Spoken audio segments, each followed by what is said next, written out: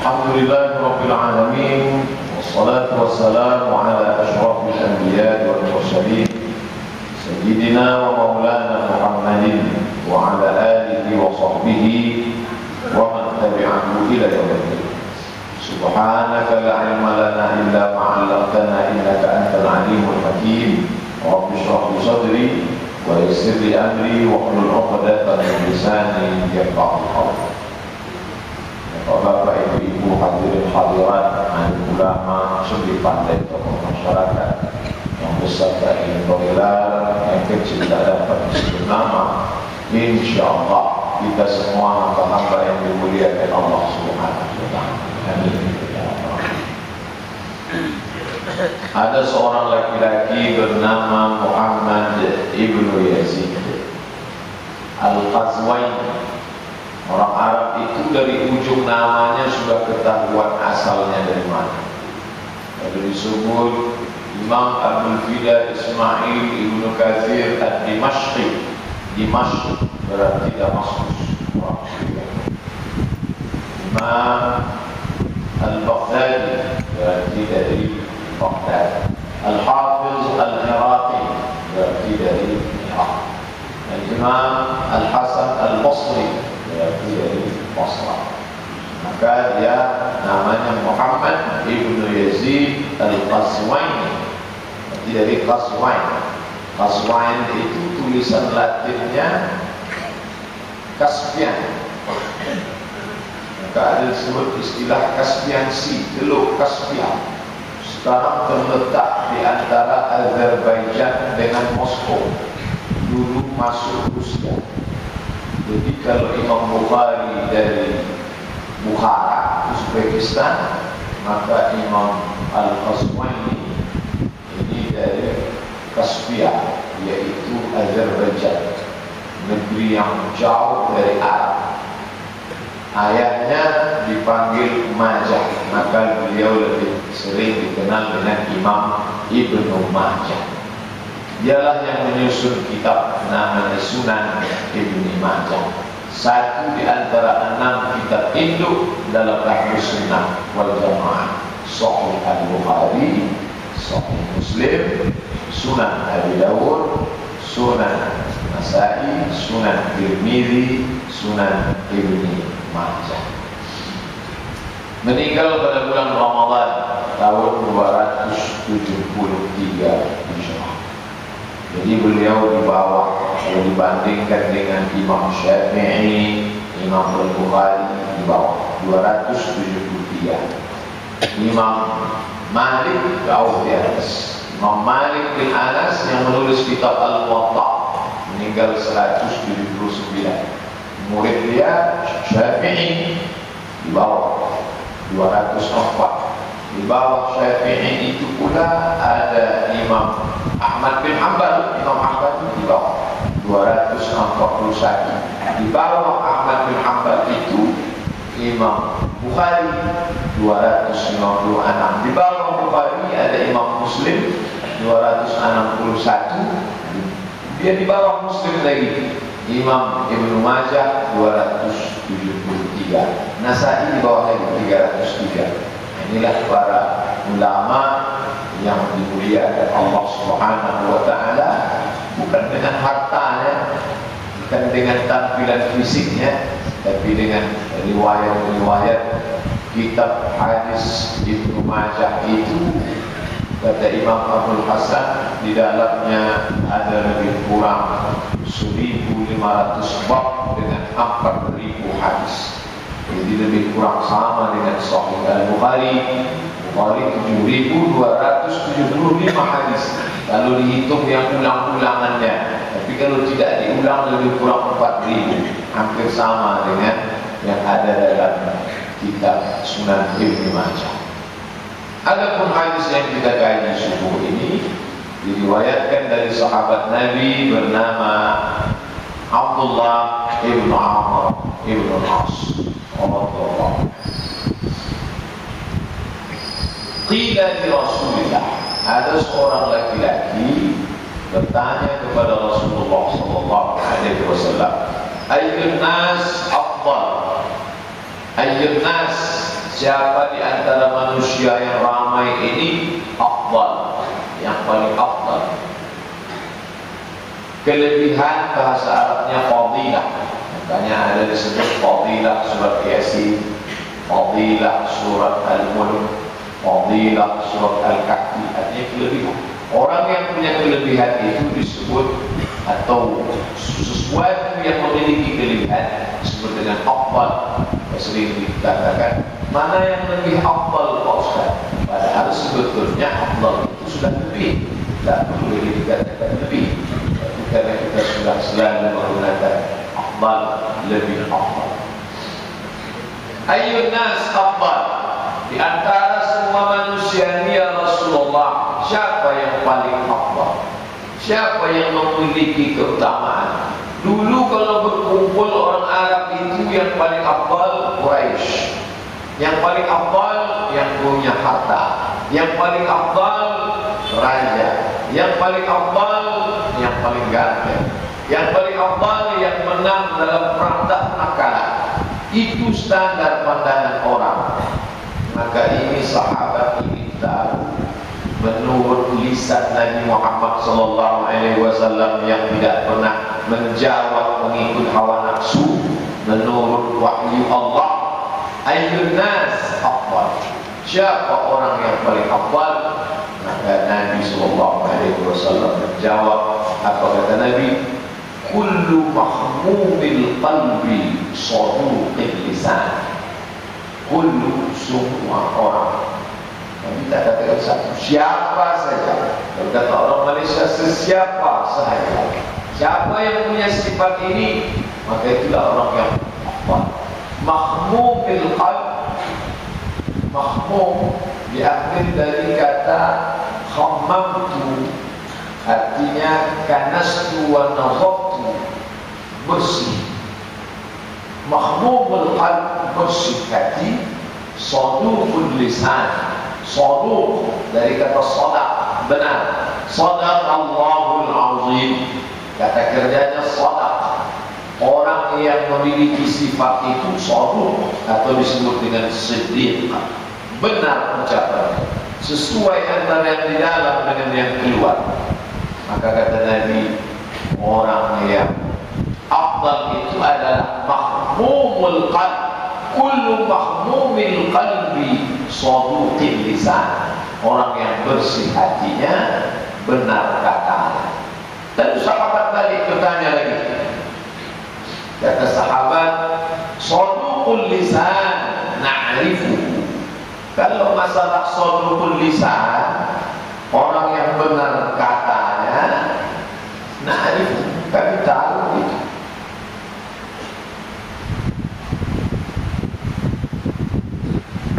Lampu mobil masih menyala, Suzuki R3 BM 1695, Fortuner BM 81F, Fortuner 1757. Kata sahabat, sahabat berkata, saduqul lisan na'rifu. Saduqul lisan, orang yang lidahnya benar, itu kami semua sudah tahu ya Rasulullah, asalkan bicaranya benar itu tahu. Yang kami belum tahu itu fama mahmumul qalb, siapa itu yang engkau maksud dengan mahmumul qalb, hati yang bersih. Inilah yang menjadi kajian kita pada subuh kali ini. Pertanyaan sahabat yang menjadi jawaban Nabi, yang insyaAllah akan kita bahas insyaAllah. Mahmumul qalb, siapa itu orang? Maka Nabi SAW menjelaskan mahmumul qalb itu, kata Nabi, at-taqiyun naqi. At-taqi, orang yang takut kepada Allah, ada rasa takut dia. An-naqi, bersih, takut dulu baru bersih, sesuai dengan firman Allah Subhanahu wa taala, wa amma man khafa maqama rabbih wa nahan nafsa 'anil hawa. Khafa, takut dulu sesudah takut barulah nahan nafsa anil hawa, barulah dia bersih dari hawa nafsu. Nampak sejalan antara hadis dengan ayat Al-Quran. Al-Quran itu umum, hadis itu menjelaskan yang umum. Ayat itu global, sedangkan hadis itu rincian dari yang global itu. Nabi mengatakan at-taqi, ada rasa takut di dalam, an-naqi, bersih. Bersih dari apa? Kain bersih dari noda, lantai bersih dari sampah, atap bersih dari kotoran. Nah, hati yang bersih itu dari apa? Maka dalam hadis ini ada empat yang mengotori hati itu menurut Nabi Sallallahu Alaihi Wasallam. At-taqi, an-naqi, takut, bersih. Bersih dari apa? Yang pertama, la isma fihi, tidak ada ism. Pakai si, pakai sa. Kalau isma nama, kalau isma selalu diterjemahkan dosa. La isma fihi, tak ada dosa di dalamnya. Apa yang dimaksud dengan isma? Penjelasannya ada dalam hadis lain, Sahih Al-Bukhari, Sahih Muslim. Kata Nabi Sallallahu Alaihi Wasallam, isma dosa itu adalah ma'aka fi sadrika, sesuatu yang engkau lakukan menyempitkan hatimu, terasa sempit dadamu, wa karihta an yattali'a alaihi nas, engkau tak senang, engkau tak suka kalau orang lain tahu. Itulah dosa. Apa dosa itu Pak Ustaz? Tak ada definisi yang paling lengkap dan yang paling benar kecuali definisi yang disampaikan oleh Nabi Muhammad SAW. Apa itu dosa? Ma'aka fi sadrika, sesuatu yang menyempitkan, menyesakkan hatimu kalau kau lakukan.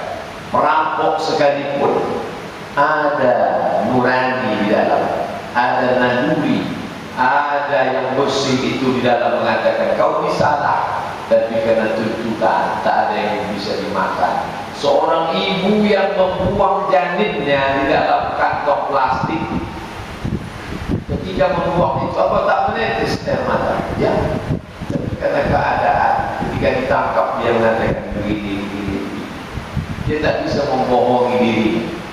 Ma'aka fi sadrika, sesuatu yang menyempitkan hatimu, dadamu, wa karihta an yattali'a alaihi nas, engkau tak senang, engkau tak ingin, engkau tak suka kalau sampai orang lain tahu apa yang ada dalam hatimu. Itulah dia dosa. Maka ketika kita merasakan itu, ini dosa. Jika dirasakan dalam hati, ini dosa. Yang bahaya itu apa Pak Ustaz?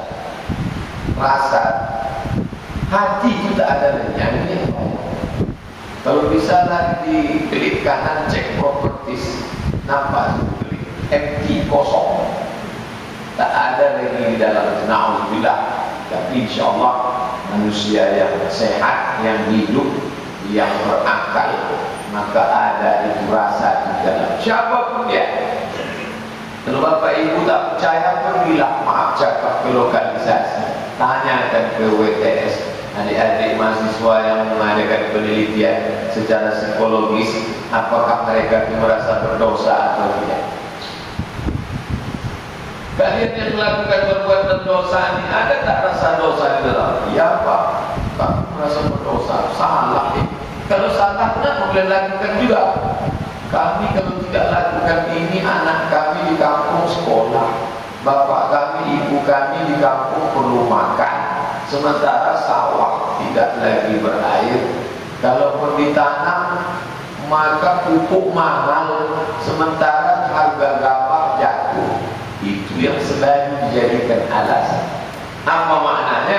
Ada perasaan di dalam, itulah dosa. Ketika kita merasakan itu, maka kata Nabi Sallallahu Alaihi Wasallam, yang dimaksud dengan hati yang bersih itu la isma fi, tak ada rasa itu, bersih dia daripada itu. Apa ada manusia yang bersih itu Pak Ustaz? Ustaz yang menyampaikan apa bersih Ustaz dari dosa itu? La tuzakku anfusakum, jangan kamu katakan dirimu suci. Orang yang mengatakan dirinya suci dia yang paling kotor. Orang yang merasa dirinya kotor, insya Allah dia akan berusaha membersihkan hati. Subuh ini kita bukan sedang menceritakan aib, kejahatan, kekotoran orang. Subuh ini kita sedang dengan hadis Nabi mengkaca diri, sedang berkaca di depan cermin, melihat segala kekurangannya, bukan zahir, bukan yang tampak oleh mata, tapi kekurangan dalam hati. Ternyata saya ini, hari ini, kemarin sudah selalulah melakukan perbuatan yang menyesakkan hati, dan tak ingin kalau perbuatan itu dilihat, diketahui oleh orang lain. Lalu selama ini kita tutupi dia dengan apa? Kita tutup dia dengan nama besar kita, kita tutup dia dengan pakaian kita tutup dia dengan status sosial kita tutup dia dengan umur kita. Kita sudah tua dan orang pun merasa kita bersih. Kita tutup dia dengan status kita, dengan ustaz, dengan LCMA, dengan tuan haji, padahal dia sebenarnya di dalam mahaka fi sadrika, selalulah menyesakkan hatimu. Wa karihta an yattali'a alaihi nas, kau tak ingin perkara itu dilihat, diketahui orang lain. Tapi sampai masanya itu akan dibukakan Allah Subhanahu wa taala. Yauma tublas sarair, pada hari itu dibukakan segala rahasia, pada hari itu ditampakkan segala aib. Fama ya'mal mithqala dzarratin syarran ya, sebesar biji sawi pun, sebesar ujung rambut pun, ya, mata akan melihat perbuatan itu. Janji Allah Subhanahu wa taala. Maka ketika malam muhasabah, menetes air mata, mengenang dosa yang selama ini ditutupi, tapi akan ditampakkan Allah Subhanahu wa taala. Tak pernah dimuliakan Allah. Maka kita, kata Nabi sallallahu alaihi wasallam, kalau ingin menjadi orang yang disebut afdal, bukan afdal di depan manusia, tidak. Penilaian manusia adalah arti makna, penghargaan, sertifikat, piagam, bintang lencana, semua akan berakhir. Dan yang kita inginkan itu adalah afdal dalam pandangan Allah Subhanahu wa taala. Maka yang pertama, bersihkan dia dari la isma, tidak ada dosa, tidak.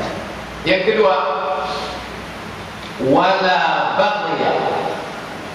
Baghya diambil dari kata bagha, artinya melampaui batas.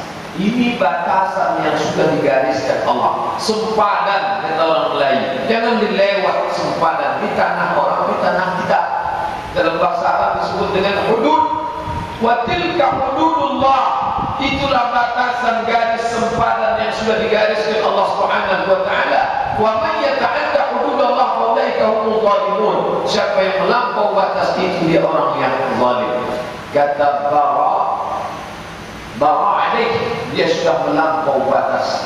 Tapi kata bari lebih identik dengan yang berbau seksual.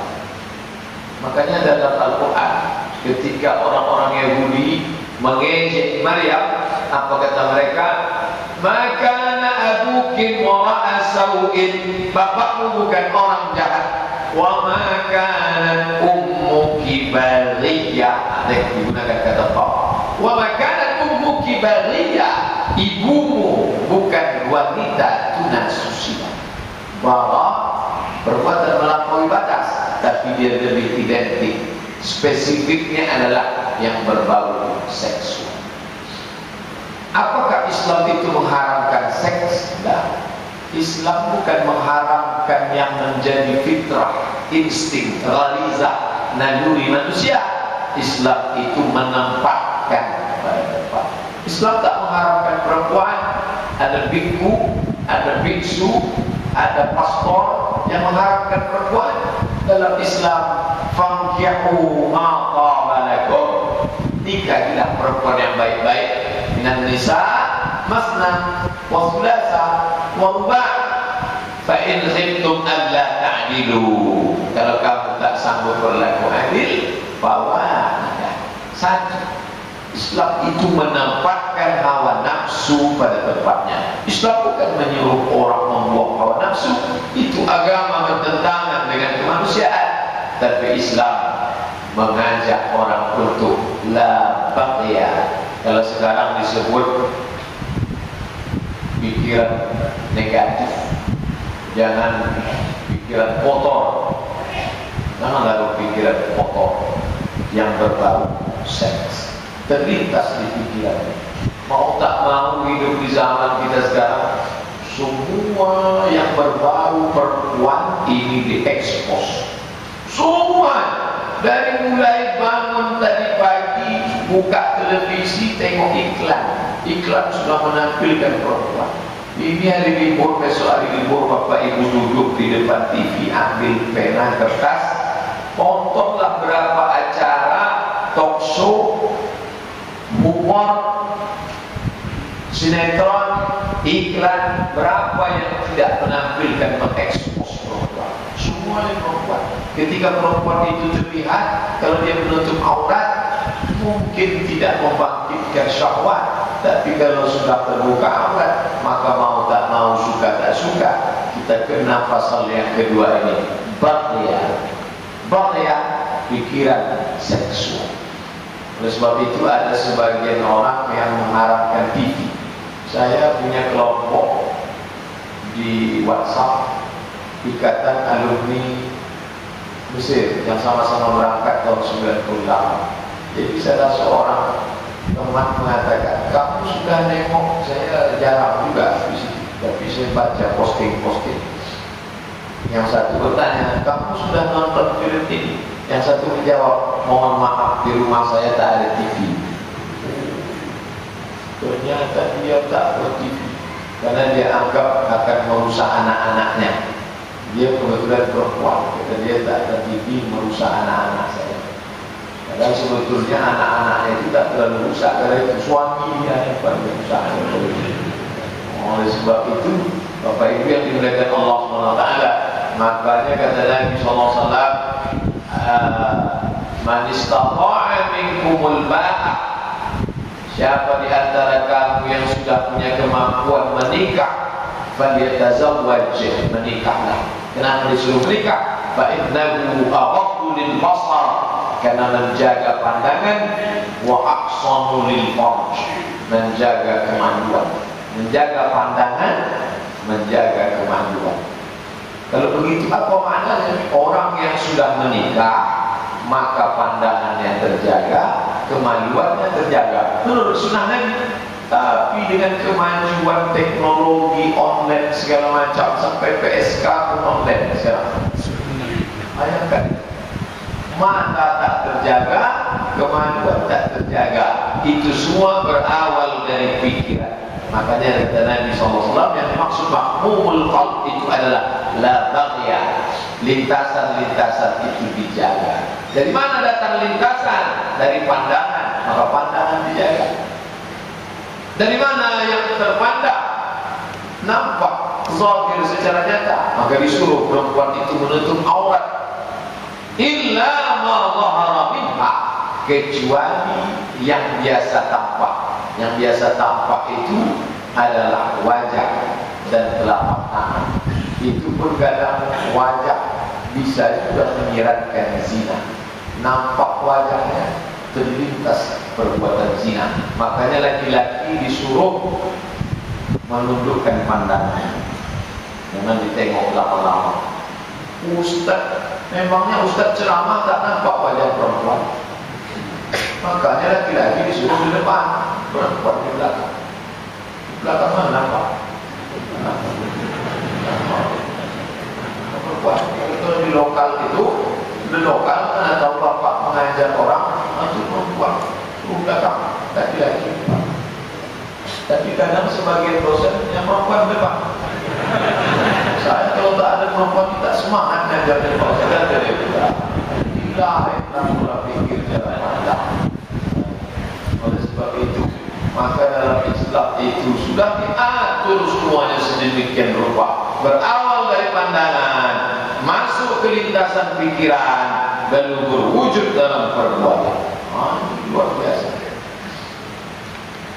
mobil Fortuner BM 81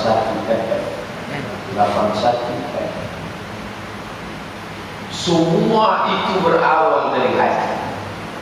Makanya Nabi mengajarkan ala fil jasadi mudghah, ketahuilah dalam jasad itu ada segumpal, idza saluhat kalau dia baik saluhal jasadu kullu, wa idza fasada kalau dia rusak fasadal jasadu kullu. Lomba F1 yang memegang payungnya siapa? Perempuan. Padahal kalau laki-laki yang megang bisa juga. Setelah menang, lalu dibawakan botol sampai yang akan dikocak. Yang megangnya siapa? Perempuan. Habis itu duduk di restoran, yang membawakan menunya siapa? Perempuan. Habis itu mau beli oli, yang menuangkannya siapa? Perempuan. Sampai tempat rosmer cuci mobil, perempuan. Ini datang dari mana? Dari barat. Karena orang barat itu kalau tak ada perempuan dia lesu, tak bisa bekerja. Dalam Islam perempuan itu bukan haram. Dalam Islam perempuan itu dimuliakan, dihormati, bukan dieksploitasi. Jadi kalau ditanya siapa yang paling menghormati, memuliakan perempuan di dunia ini? Islam. Sedangkan orang barat yang katanya menghormati, memuliakan perempuan, mereka mengeksploitasi perempuan. Ada seorang perempuan mendapat Nobel dari Yaman. Dia pakai jilbab panjang. Yang ngasih Nobel orang Amerika. Lalu ketika ditanya, kamu kok masih pakai jilbab panjang? Bukankah pakai jilbab itu pakaian primitif orang zaman dulu? Lalu dia jawab, yang primitif itu kan orang tak berpakaian. Jadi dia cerdas, dia tak jawab pakai hadis, dia tak jawab pakai ayat. Dia tahu dia sedang berhadapan sama orang yang tak beriman. Kata dia, manusia berpakaian. Sebelum berpakaian itu apa? Telanjang. Kalau gitu orang yang telanjang dengan berpakaian mana yang lebih primitif? Orang yang tak berpakaian, kamu lebih primitif daripada saya. Diajaknya orang berpikir rasional. Bapak Ibu yang dimuliakan Allah Subhanahu wa Ta'ala, bagaimana kita hidup sekarang, Pak Ustaz? Mau pergi ke mall, itu yang dilihat. Jangankan singgah ke tempat perbelanjaan, berhenti di lampu merah saja ada orang menyeberang. Orang besar pakai baju kecilan, mau tak ditengok? Tak mungkin. Terlalu banyak menunduk, lewat garis kena sprint. Tentu kita sesuai kemampuan masing-masing. La yukallifullahu nafsan illa wus'aha. Bahwa ternampak, terlihat, apa boleh buat? Tapi sengaja mencari-cari, inilah yang dikhawatirkan. Maka bersih dari dalam, la baqiyah. Alhamdulillah, dari sejak malam tadi sampai hari ini sudah jam 6 pas, itu masih bersih. Bersih. Tadi mungkin kita buka TV, belum ada apa-apa. Lalu kemudian berjalan, gelap, yang ada apa. Tadi lewat di pasar Cikuan, pasar Terminal Lama, tak ada apa. Gelap, kalau nampak, tukang pedagang sayur tak terlalu membagikan syawal. Kemudian lewat di jalan, masih sunyi. Jalan Batimura masih sunyi. Jalan Segur masih sunyi, jalan Sumatera belum lagi nampak. Apakah selamat hati ini bersih sampai jam 6 sore nanti? Alhamdulillah kalau di sini bersih. Tapi besok pagi dengan Dr. Mustafa Umar, begitu turun dari tangga Masjid Agung, paksa pakai kacamata hitam ke tempat parkir.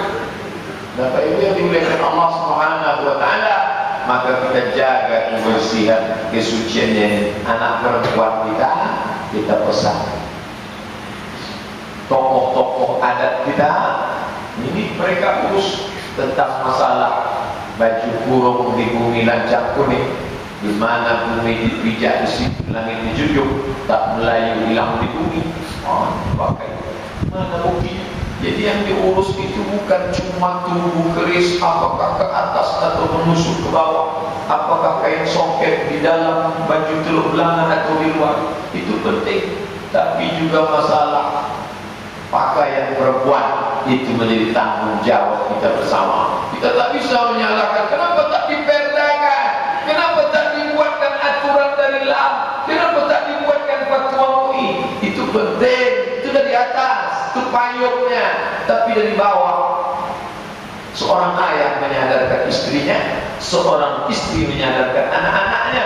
Dari atas berbuat, dari bawah berbuat, maka insya Allah akan terwujud. Dari keluarga kita dulu.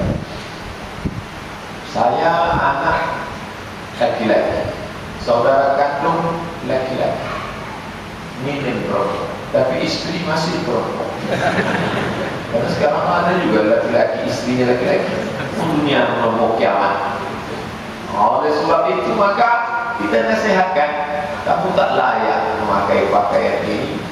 Mungkin yang tua-tua tak apa, tapi yang muda-muda error otaknya langsung.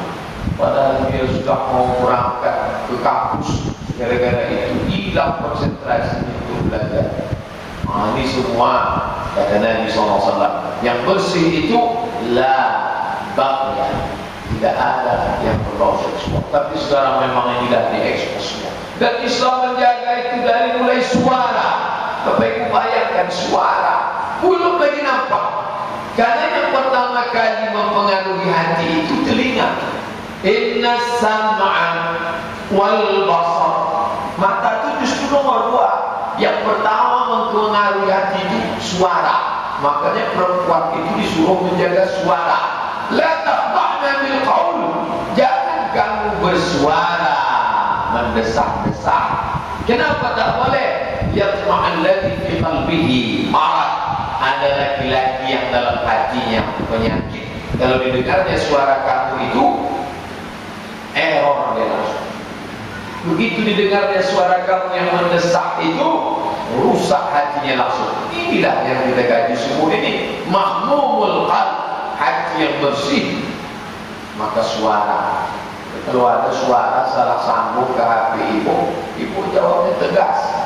Ini siapa? Istri orang. Tinggalnya di mana? Jangan tanya-tanya, salah sambung. Jadi jangan ramah. Walaupun nomor saya yang masuk. Oleh sebab itu, karena ada jenis laki-laki yang mendengar suara perempuan itu, fi qalbihi marad, dalam hatinya ada penyakit. Yang berhasrat dia mendengar suara itu. Tapi memanglah perempuan ini dieksploitasi. Coba lihat tengok sekarang. Suara mesin penjawab HP itu suara laki-laki atau perempuan? Perempuan. Pulsa Anda tinggal 15 perak lagi. Padahal itu mestinya suara laki-laki, biar tegas, biar cepat dia beli pulsa. Suara perempuan. Iya, kita yang sehat mendengar suara itu tak apa-apa. Tapi ada orang yang memang merasa mendengar suara mesin penjawab itu pun menafsu. Oleh sebab itu maka ini semua tak lain tak bukan menjaga. Siapa yang paling tahu penyakitnya? Ya yang punya diri, yang punya badan. Halakallahu lam ya'rif qadran. Celaka orang yang tak tahu dirinya. Siapa yang paling punya diri? Dia yang paling tahu. Saya ni tak tahan dingin Pak Ustaz. Kalau AC-nya itu 18, saya kedinginan. Tolong naikkan sedikit, setel 25. Tapi ada orang yang 25 dia berkeringat, tak sama panasnya. Begitu juga tentang masalah baqian. Ada yang dia biasa-biasa saja, tapi ada yang dia terlalu, detektornya terlalu tajam. Maka dia yang sadar tentang diri dia, mengukur-ukur itu. Maka dalam hal mendengar suara, dalam hal melihat, dalam hal, jangan kita ejek seorang suami yang keluar dari dapur membawa gelas dengan teh manis, dengan sebungkus roti. Berbisik dia, ternyata kawan ini anggota suami takut istri. Atau ejeknya pula, takut betul lah kamu saya tinggal istri kamu. Dia sedang menjaga supaya kawan ini jangan ada dalam hatinya bahagia. Tapi kalau kita satu kaji, paham insyaAllah. Datang kawanku keluar bawa teh, ternyata kawanku ini ingin supaya jangan supaya ada bagya, ada lintasan-lintasan dalam hati yang berbau seksual. Maka itu dimuliakan Allah Subhanahu wa taala. Apa kata pepatah? Hijau rumput di halaman lebih hijau rumput tetangga. Berarti apa? Orang bersahwat menengok istri orang lain. Ini langsung ke telinga saya. Tak boleh sebut nama. Dia cakap apa kata dia? Aku kadang pulang menengok anak-anak ini, teringat anak di rumah. Melihat bini orang lupa bini. Itu artinya, maka salah satu kenapa orang menutupi istrinya, takut dia saudaranya itu rusak hati. Yang lebih bahaya lagi, apa kata dia? Melihat istri orang menetes air liur, melihat istri di rumah menetes air mata. Lebih ngeri lagi itu. Itu sudah sampai juga ke telinga saya. Langsung cerita. Ini ungkapannya mungkin sederhana, dianggap lucu, tapi itu buah dari yang terjadi sehari-hari. Makanya kalau ada sahabat yang menutupi istrinya, dia sedang menjaga saudaranya jangan sampai ada bagya. Dia ingin saudaranya itu mahmumul qalb, hatinya bersih, la ithma fihi, tak ada dosa di dalamnya, wala bagya, tak ada lintasan-lintasan kotor. Ada juga Pak Ustaz, sudahlah perempuan itu pakai jilbab panjang, pakai pakaian yang menutup aurat, pakai cadar lagi, bukan komplit sudah tutupnya, pakai cadar, tinggal mata. Di komennya cantik juga mata kawan. Di komennya juga tidak cantik mata. Batang hidung itu nampaknya putih. Kalau putih batang hidungnya putih ini orang. Disitulah nampak berhasilnya setan. Alladzi waswis fi sudurin nas. Makanya setiap lintasan dilawan. Alladzina idza fa'alu fahishatan aw dhalamu anfusahum dzakarullah. Mereka langsung ingat, fastaghfiru, mohon ampun, astaghfirullah. Bahwa ada yang bersih sampai satu hari itu alhamdulillah, tapi bahwa ada kotor dia, ya itu memang naluri fitrah manusia. La baghya.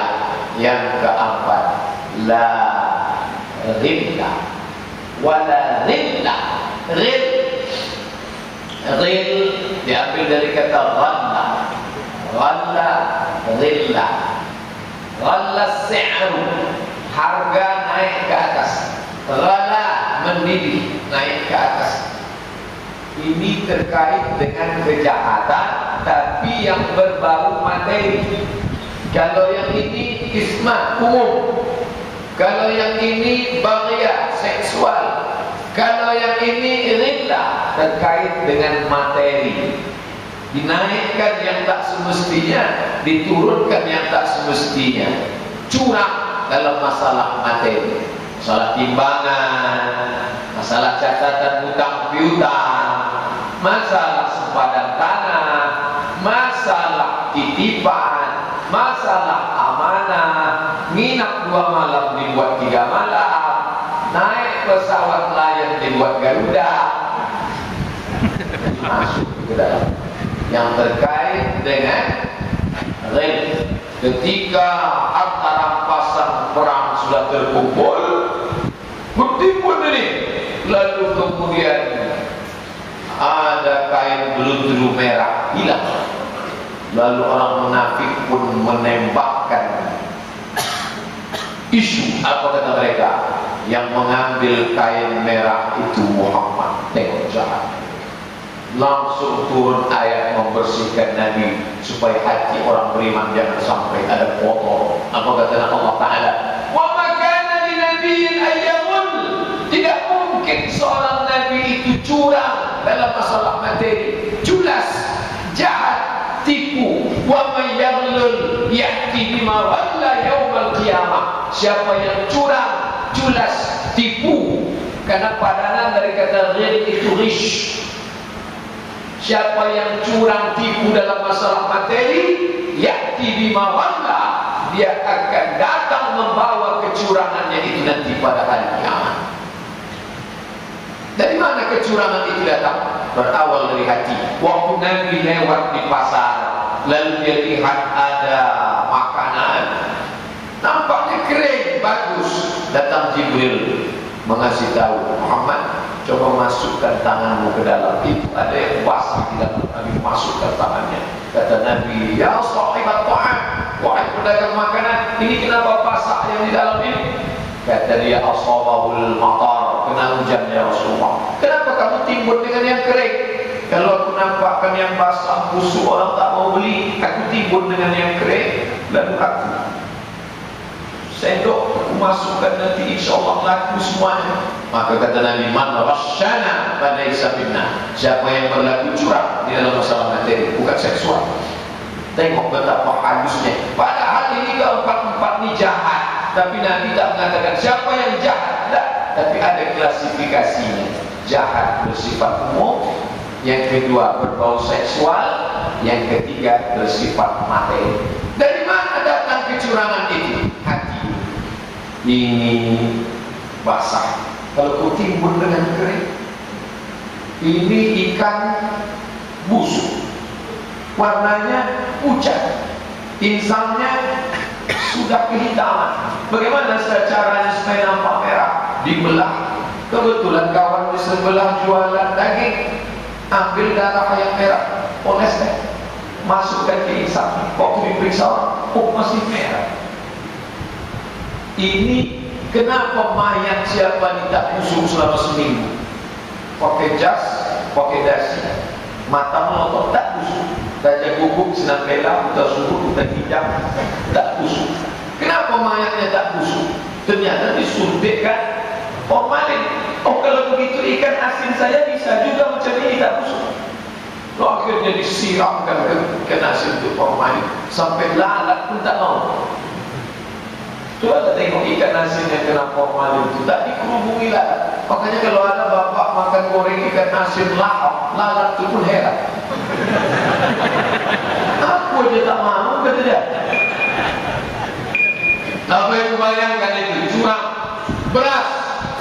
Beras cacing kata orang zaman dulu. Sekarang namanya sudah cantik, mirip-mirip bahasa Inggris, Raskin. Lalu kemudian dicuci bersih pakai pemutih. Oh, cantik, beras ini bersih, putih, dijual dengan harga tinggi. Oh, manis luar biasa. Pakai apa? Oh, manis buatan yang efeknya terhadap diabetes luar biasa. Lalu kemudian melon, semangka, begitu dibelah orang, memang manis luar biasa. Dari mana nih? Banyak disuntikkan pemanis kita. Pewarna tekstil dimakan oleh anak-anak kita. Itu bahan kimia tidak bisa melebur dalam daging, dalam badan. Akhirnya dia menggumpal dari sejak TK, SD, SMP, SMA, kuliah. Akhirnya menggumpal dalam badannya menjadi cancer. Kata orang barat, kanker kata orang kita. Tumor, darah daging tubuh dan lain sebagainya. Apa ini semua? Ini semua berasal dari ghil. Bapak Ibu yang dimuliakan Allah Subhanahu wa taala, ada keinginan berbuat curang di dalam. Apakah ini juga menimpa dosen guru? Ya, curang dalam masalah nilai, curang dalam ini kan didongkrak sedikit bisa, ini ditambah sedikit. Bapak Ibu yang dimuliakan Allah Subhanahu wa taala, oleh sebab itu bukan memuji-muji Al-Azhar. Al-Azhar itu tak ada dongkraknya. Itu yang bisa dijawab, itulah dia. Kawan saya mata pelajaran usul fikih 8 tahun tak lulus-lulus. Usul fikih tingkat 1 dibawa ke tahun 2, dibawa ke tahun 3, dibawa ke tahun 4, dibawa ke tahun ke-8 karena tak pakai sistem SKS, dia pakai sistem paket, maka terus diulang sampai akhirnya tingkat 8 tetap juga mata kuliahnya 1 usul fikih. Bapaknya nelpon, kamu kok gak pulang-pulang, tinggal 1 mata kuliah ya. apa pelajarannya usul fikih. Tak bisa kau membawakan roti magi sama buah ke rumah dosen. Ini bukan Indonesia ya. Di sini kalau sudah tidak, kata dosen, itu tak akan lulus. Kita sudah tahu nilai kita nanti najah, sukses atau gagal ketika di ruang ujian. Ketika kita jawab 3 soal hanya bisa 1,5, banyak-banyaklah membaca ayat innallaha ma'as-sabirin. Sudah tahu tak akan ada syafaat. Oleh sebab itu saya pun mau pakai sistem inilah balik ke Indonesia, mau menjadi dosen idealis. Tak boleh, jangan contek. Apa kata mereka? Bapak aja yang boleh, yang lain boleh. Baik, yang dimuliakan Allah Subhanahu wa taala. Ini masalah kecurangan yang nomor 3 ini, maka ini menjangkit semua. Nah, jadi kita punya teknis, beberapa cara, itu pikir sendiri. Lama saya pikir, kalau saya larang mencontek, mereka bilang saya ekstrim. Bagaimana caranya? Saya buat 30 mahasiswa, soalnya 15. Jadi kalau dia duduk, dia tak bisa contek ke depan, tak bisa ke belakang, tak bisa ke kiri, tak bisa ke kanan. Dia tengok kanan, soalnya lain. Pak, kok lain soalnya? Ya terserah saya minum juga. Nah, itu secara, karena tak mungkin dia berjalan atau menengok 2 kursi gitu. Nah, itu cara teknis dalam dunia saya. Dunia bapak ya tentu lain-lain caranya. Ini semua apa maknanya? La ghilla, jangan sampai ada kecurangan di dalam. Yang terakhir yang keempat, wala hasada. Hasad kita sudah semua tahu karena sudah jadi bahasa Indonesia. Hasad selalu diartikan dengki. Hasad selalu diterjemahkan iri. Tapi Al-Ghazali rahimahullah, Imam Abu Hamid Al-Ghazali tinggal 505, menulis kitab Ihya Ulumuddin dalam bidang akhlak, Tazkiyatun Nafs, pensucian jiwa, menulis kitab Al-Mustasfa dalam bidang usul fiqh. Ulama besar dalam mazhab Syafi'i. Apa kata Imam Muhammad Al-Ghazali? Makna al-hasad itu adalah karahatun ni'mah 'alal mun'ami 'alaih. Tak senang menengok orang lain dapat nikmat. Ini kejahatan jenis ke-4. Ternyata kejahatan hati itu banyak dan dia punya cabang-cabang. Yang pertama, isma umum, dosa secara umum, sempit hati, sempit dada, tak ingin dilihat orang, isma namanya. Yang kedua, bagya, ini terkait masalah seksual. Yang ketiga, ghillah, tak ada hubungan seksual, tapi hubungannya dengan materi, maaf. Yang keempat, hasada, tak ada terkait seksual, tak ada terkait materi, tapi tak senang melihat orang lain dapat nikmat. Orang lain ganti mobil, dia yang demam. Orang lain renovasi rumah, kumat darah tinggi. Padahal dokter sudah mengatakan, langsung saya tanya dokter jantung supaya jangan salah ngomong. Saya selalu bertanya. Kalau masalah adat Melayu, saya datangi tokoh. Itu tentang masalah tepung tawar, masalah mandi ke sungai, masalah beli mau cemana nih menurut adat nenek moyang orang lain. Supaya jangan salah ngomong. Tentang masalah, Pak Dokter, kenapa orang ini tak minum teh manis, tak minum kopi, tak minum susu, tak makan daging, tak ada kolesterol? Kenapa gulanya naik? Kenapa darahnya naik? Apa sebab? Kata Pak Dokter, itu sebetulnya Pak Ustaz bukan faktor makanan, dan apa? Faktor psikologis. Nah, jadi bahasa dokter ini santun, psikologis. Kalau bahasa kaji tadi, musuhan, hasad, tak senang menengok orang lain dapat nikmat, hasad.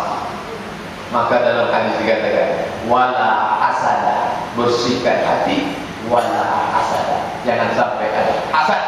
Karahatun nikmah dalam mun'ami alaih, tak senang menengok orang lain dapat nikmat, itu bagus setengah. Bagaimana mengkomplitkannya jadi 100? wa hubbu zawaniha, ingin supaya nikmat orang tadi hilang, maka muncullah hasud.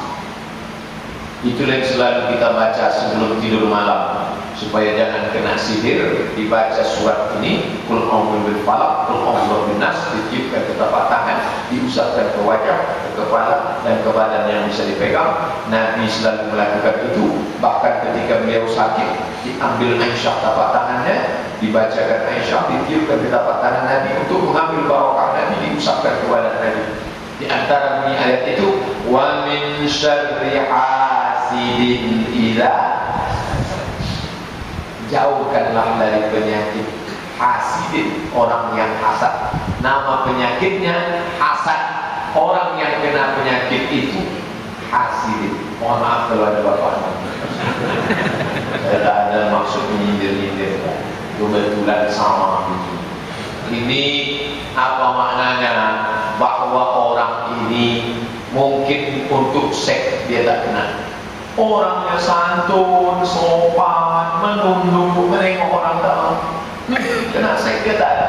Untuk ghil curang, orangnya jujur. Orangnya tak mau wakaf, tak mau main curang timbangan. Ini dia tak kena, ini tak kena. Tapi mantap ditengoknya orang berlebih sikit. Asal orang berlebih muncul lagi. Ini kena dia pada penyakit hasad. Yang satu ini pula, dia senang kalau ada kawannya mobil baru, dia senang. Kenapa kau ikut senang? Bisa aku nampak dia. Senang dia. Kalau ada kawannya gajinya naik, dia ikut senang. Kenapa? Bisa dibawanya makan siang gratis gitu ya. Dia senang. Tapi dia kena dalam masalah, tak bisa dia tengok perempuan. Asal nampaknya error dia. Jadi kita nampak kita pernah lah. Kalau ada salah satu, na'udzubillah. Tapi kalau sampai empat-empatnya ada, innalillah. Ustaz ngomong ini, apa udah selamat Ustaz dari yang empat? Kenapa Ustaz berani cerita ini? Subuh ini Abdul Somad sedang menasehati dirinya sendiri. Tapi karena nasihat ini kuat, didengar orang lain. Somad sedang menasehati dirinya. Hai Abdul Somad, jangan sampai kau hasad.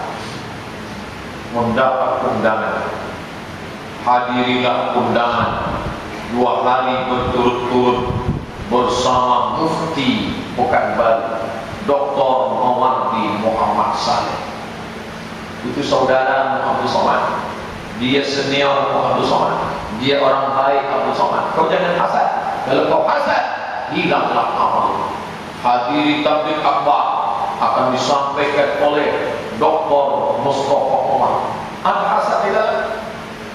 Iyyakum wal hasada, jauhkan dirimu dari penyakit hasad. Fa innal hasada, sesungguhnya yang hasad itu ta'kulul hasanat, ya'kulul hasanat, habis memakan semua amal-amal kebaikan. Kama ta'kulun narul hatab, sebagaimana api dimakan oleh kayu bakar. Jadi inilah kita sedang berusaha membersihkan ini semua. Dan membersihkan hati dari yang empat ini tidaklah semudah membersihkan sajadah dari kotoran cicak. Tidaklah semudah membersihkan kain putih dari noda pena, dari tetesan kopi. Undangan ke halaman kantor gubernur akan istirosah kubra dan sholat istisqa minta hujan, karena asap sudah tak turun, tak berhenti, hujan pun tak turun. Maka pakailah pakaian putih, peci putih, jubah putih, baju putih, celana putih, sorban putih, kain putih, casing HP pun putih. Begitu mau berangkat, tiba-tiba kena noda sedikit saja, tak jadi berangkat. Kenapa? Malu saya mau menghadap Pak PLT, masa bajunya kotor, nanti nampak Ustaz semua putih. Untuk menghadap manusia saja orang tak berani membawa yang kotor, jadi kenapa berani menghadap Allah dengan hati yang kotor? Oleh sebab itu dalam fikih diajarkan 3 suci: suci badan, mandi wajib, wudu, tayammum, suci pakaian, cuci dengan bersih, suci tempat, suci. Tapi ada yang tak diperhatikan orang, suci hati. Makanya selesai suci badan, kita qumtum ila sholati fasilu wujuhakum wa aydiyakum ilal marafiq wamsahu bi ru'usikum wa arjulakum ilal ka'bayn. Habis itu minta bersihkan. Allahumma ja'alni minat tawwabin waj'alni minal mutatahhirin waj'alni min ibadikas shalihin. Suci dari Allah. Sudah berusaha Pak Ustaz, muhasabah sudah, zikir sudah, tetap juga ada berbisik-bisik di dalam. Ya, berbisik-bisik tetap ada. Yang kita khawatirkan itu kalau tak ada lagi berbisik di dalam, sudah mati. Lagi masih ada di dalam, berarti Allah masih memberikan amanah jihad. Jihad apa? Jihad melawan hawa nafsu. Datang lintasan isma, lawan. Datang lintasan baqiyah, lawan. Datang lintasan ridha, lawan. Datang lintasan hasadah, lawan. Datang keempat-empatnya. Inilah yang kacau. Tak tahan saya Pak Ustaz, tapi Allah berjanji. Apa janji Allah? Walladzina jahadu fina, orang-orang yang bermujahadah melawan ini untuk mencari jalan kami, lanahdiyannahum subulana, kami akan menunjukkan kepada mereka jalan kami. Bersih dia. Inilah yang kita bawa menghadap Allah.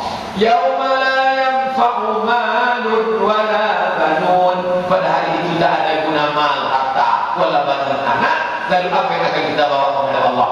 Illa man atallaha biqalbin salim. Menghadap Allah dengan hati yang bersih. Apa kata Nabi kepada Anas bin Malik? Ya bunayya, ya bunayya, ya bunayya, wahai anakku, in qadarta an tusbiha wa tumsi wa laysa fi qalbika ghishun faf'al. Kalau kau sanggup hidup pagi dan petang, hatimu bersih, tak ada khianat di dalamnya, faf'al, lakukanlah. Ya bunayya, wahai anakku, wahai anakku. Tengoklah lembutnya Nabi kepada Anas bin Malik. Waktu Ummu Sulaim menyerahkan Anas, umur dia 10 tahun, anak kelas 4, kelas 5 SD. Apa kata Nabi kepada Anas? Ya bunayya, wahai anakku, dzalika min sunnati, membersihkan hati itu sunnahku. Faman ahya sunnati faqad ahabbani, siapa yang menghidupkan sunnahku maka dia cinta kepadaku. Wa man ahabbani kana ma'i fil jannah, siapa yang menghidupkan sunnahku itu maka dia akan bersamaku di dalam surga. Coba tengok bunyinya. Ahya sunnati, menghidupkan sunnah. Sunnah itu bukan hanya pakaian. Bapak ibu yang hobi berpakaian putih, sunnah. Saudaraku yang bersorban, sunnah. Saudaraku yang beraksesoris, sunnah. Saya tak ingkari, itu sunnah. Tapi Nabi juga menyebut ada sunnah yang lain. Apa itu?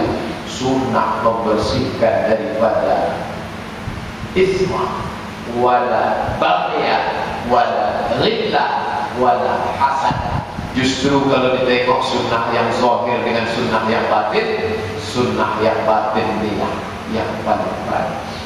Tapi saya tak menafikan yang zahir, dua-duanya. Kalau Nabi mengatakan alaikum bisunnati, ikuti sunnahku, sunnah yang zahir dan sunnah yang batin. Tapi jangan pula dibalik. Kamu ni kenapa tak pakai putih? Kamu ni kenapa tak begini? Kamu tak, itu tak penting. Pakai celana pendek, pakai baju kaos oblong. Kenapa kamu tak ikut sunnah? Yang penting sunnah itu di sini, kata Pak Ustaz. Asal bersih hati cukup. Ini tidak betul. Jangan dibalik. Luarnya sunnah, dalamnya sunnah. Ini yang bagus. Yang tak bagus itu casingnya sunnah, dalamnya bid'ah. Oh, ini yang na'udzubillah. Yang kita inginkan itu yang di dalam, itu juga yang di luar. Kalau lain maka dia disebut nifaq. Nifaq itu dua lubang terowongan. Kenapa disebut nifaq? Karena lain yang di luar, lain yang di dalam. Na'udzubillah. Itulah hadis yang kita kaji subuh ini dari, kalau Bapak menerjemahkannya, HR Ibnu Majah dari Abdullah Ibnu Amr Ibnu As, tentang seimbangnya antara lidah dengan hati dan mensucikan hati dari 4 perkara. Mudah-mudahan ada manfaatnya. Pas 1 jam 36 menit kita kaji hadis ini. Terima kasih atas segala perhatian. Mohon maaf atas segala kesilapan. Subhanakallah wa bihamdika asyhadu an la ilaha illa anta astaghfiruka wa atubu ilaik. Wassallallahu ala sayyidina Muhammad wa ala alihi wa sahbihi wasallam. Walhamdulillahirabbil alamin. Wassalamu alaikum warahmatullahi wabarakatuh.